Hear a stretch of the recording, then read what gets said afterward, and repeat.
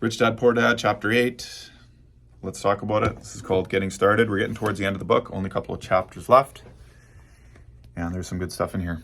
I'll pass it over to Chris. Absolutely. Hey, everybody.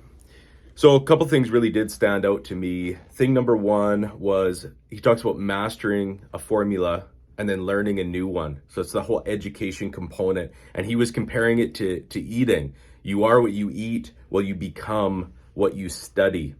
He says in here, how fast you learn is more important than what you know, which in this fast changing world, what you know is now old and has been improved upon. How fast you learn is priceless.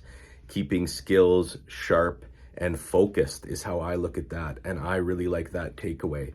So if you know something, you can always learn something else to add to it, to get sharper and better at what that's doing. And that can turn into success for you. I like that.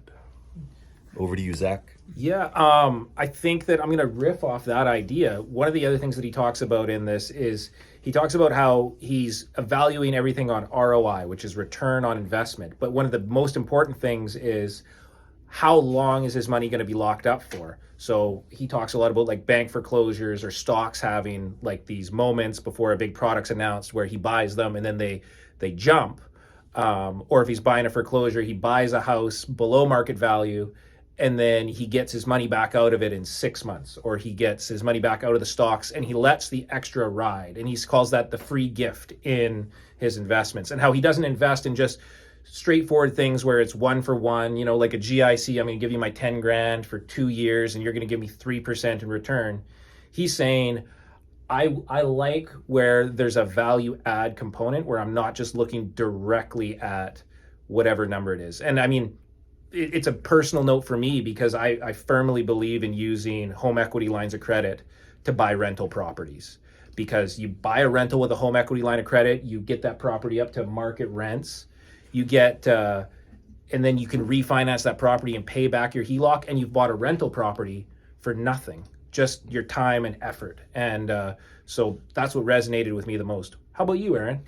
Very cool. That could be a whole nother video right there, which we should do, is just kind of go over the numbers, put them up on the whiteboard or something and make a video of how that actually works. The beginning of the chapter starts about saying there's gold everywhere. And that's true no matter what the market is. Sometimes people have a hard time recognizing it. And we've talked lots about, okay, well, what are the best 2 or 3 investment properties that are on the market right now? And there's always 2 or 3 that are better than the rest. And so it's being able to recognize it. And yeah, that's one of the biggest parts of the battle for sure. You are what you eat, you are what you study. I like it, Chris. I got that on my list to point out too. I like he told a story about a friend of his whose kid wanted to have money to buy a car.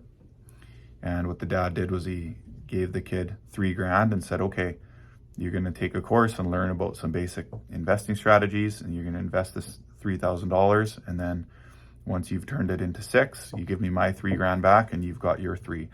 And it turned out the little guy got really excited about it and learned a bunch. And then the focus became less about the car and more about all the different things he'd been learning, which is cool. And the dad said, yep, it was an investment in his education. Paying professionals, you get what you pay for. There's I don't know where the poster is, but we have a poster that talks about paying professionals and says, you get what you pay for. And there's these 3 tattoos. There's a $50 tattoo, a $100 tattoo, and a $2,000 tattoo. And is it up there? Yeah, take a look. Oh yeah, here we go. And I think that's funny. So let's share that. Yeah. Will this be backwards? It's No. right there. Yeah, you get what you pay for. I don't know if anybody can read this, but let's go with yes. Yeah, good work ain't cheap, and cheap work ain't good. Nice, exactly. So accounting wise, for example, I'm not a accountant. I don't pretend to be one. I have to know some basics. But the accountant I use isn't the cheapest in town, but I believe that they're awesome and they're saving me way more money than the little bit I would have saved by, going onto QuickBooks and pretending I can do it myself, for example. Not to say QuickBooks or all these online things are bad, but you got to know what you're doing. So paying professionals for what they do. And lastly, give and you receive. So that's an attitude. That's an attitude about life. Forget about money and investing. But a lot of people will do something good for their social media endorphins. And it's about getting all that praise because we get high off that these days, Instagram and Facebook, and we have to do something because we can get props for it. When in life, I think if we want to get spiritual about it, the more real connection is doing something because it was the right thing to do.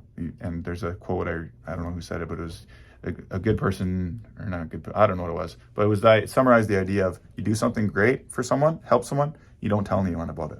And that's when you're really being benevolent, and that's where life starts to change. So give and you receive. Yeah, interesting chapter. Some good stuff. 2 more chapters to go. Is that right? You betcha. Sweet. Anything else you guys want to say?